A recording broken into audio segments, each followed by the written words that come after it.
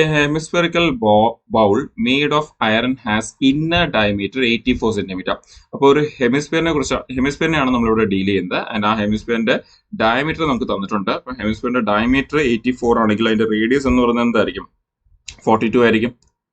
ഇനി നമുക്ക് അവിടെ പറയുന്നത് find the cost of tin plating it on the inside at the rate of ₹21 per 100 centimeter square.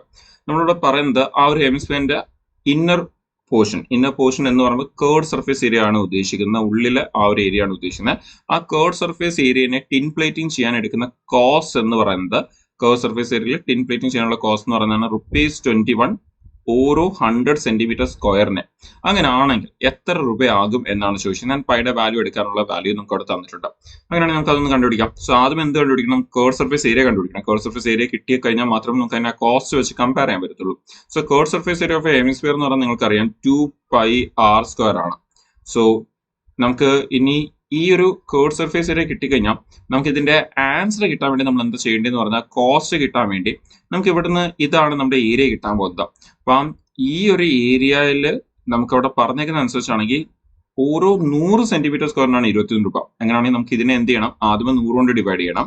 എന്നിട്ട് പിന്നെ എന്ത് ചെയ്യണം? ആ കിട്ടുന്ന ആൻസറിനെ 21 രൂപ വെച്ച് മൾട്ടിപ്ലൈ ചെയ്യണം. അങ്ങനെ മൾട്ടിപ്ലൈ ചെയ്യുമ്പോഴാണ് നമുക്ക് ശരിക്കുള്ള ആൻസർ കിട്ടാൻ പോകുന്നത്. അങ്ങനെയാണെങ്കിൽ നമുക്ക് ഇനി ആ വാല്യൂസ് എല്ലാം ഒരുമിച്ച് അതിലേക്ക് അങ്ങ് സബ്സ്റ്റിറ്റ്യൂട്ട് ചെയ്യാം. സോ 2 ഇൻറ്റു പൈയുടെ വാല്യൂ എന്ന് പറയുന്നത് 22/7 ഇൻറ്റു റേഡിയസ് എന്ന് പറയുന്നത് നമുക്ക് 42 ആണെന്ന് പറഞ്ഞിട്ടുണ്ട്. 42 ഇൻറ്റു 42. ഇനി നമുക്ക് ഡിവൈഡ് ബൈ 100 ഉണ്ട്. സോ നമുക്ക് അത് ഇവിടേക്ക് എഴുതാം.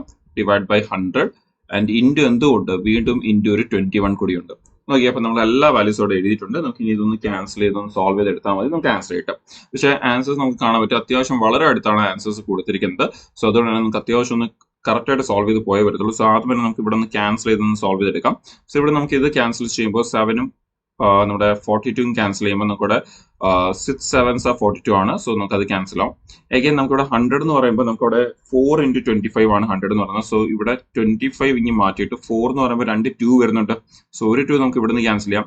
നമുക്ക് ഇവിടെ നിന്ന് ഒരു 2 കൂടി ക്യാൻസൽ ചെയ്യുകയാണെങ്കിൽ നമുക്ക് ഇവിടെ 21 വരും.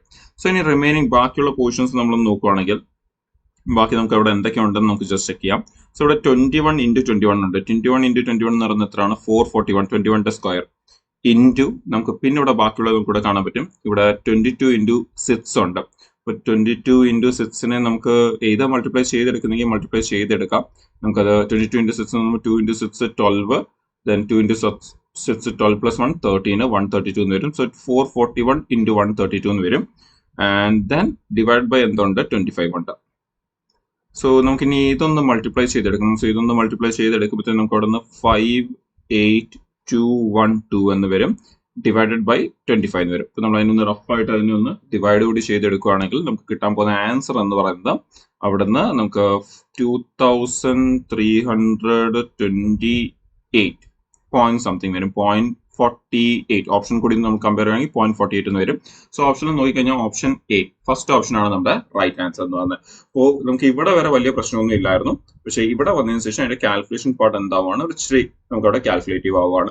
ബട്ട് അതർവൈസ് നമുക്ക് ഇവിടെ വലിയ ഡിഫിക്കൽട്ട് അല്ല. നമുക്ക് ഈസി ആയിട്ട് തന്നെ സോൾവ് ചെയ്തെടുക്കാൻ പറ്റുന്ന രീതിയിൽ തന്നെയാണ് നമുക്ക് ബാക്കിയുള്ള കാര്യങ്ങളെല്ലാം തന്നിരുന്നത്.